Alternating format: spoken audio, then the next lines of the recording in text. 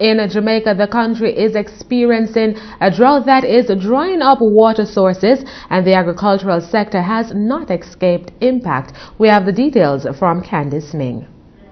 The drought in Jamaica is wreaking havoc on its agricultural sector, and two crops feeling the heat worst of all are sugarcane and banana. Chairman of the All-Island Cane Farmers Association, Alan Rickards, says the situation this year is the worst he's seen in the past 2 years, and the year has only halved.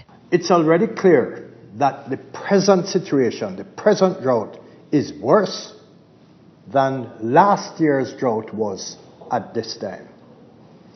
Last year's drought resulted in an 11,000 ton decrease in production. Last year over the year before.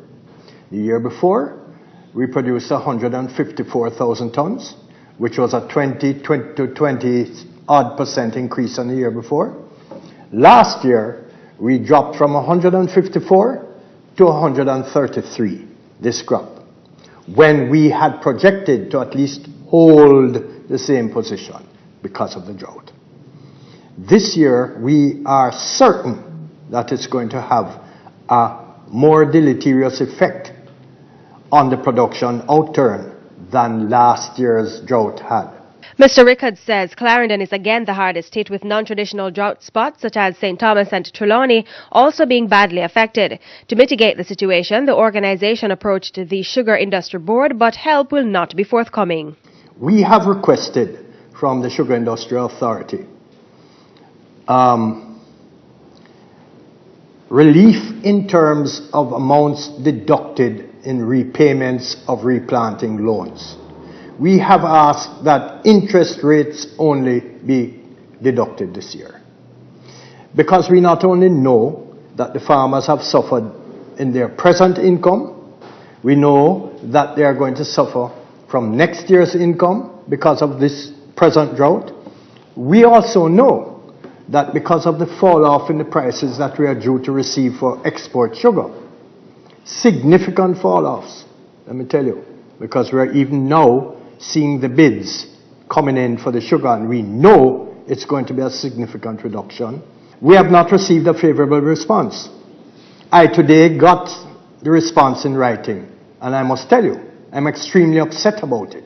It shows an insensitivity and a lack of understanding being displayed in terms of what is happening on the ground that I find truly alarming, and therefore I am, quite frankly, going to circumvent the Sugar Industry Authority and go straight to the Minister.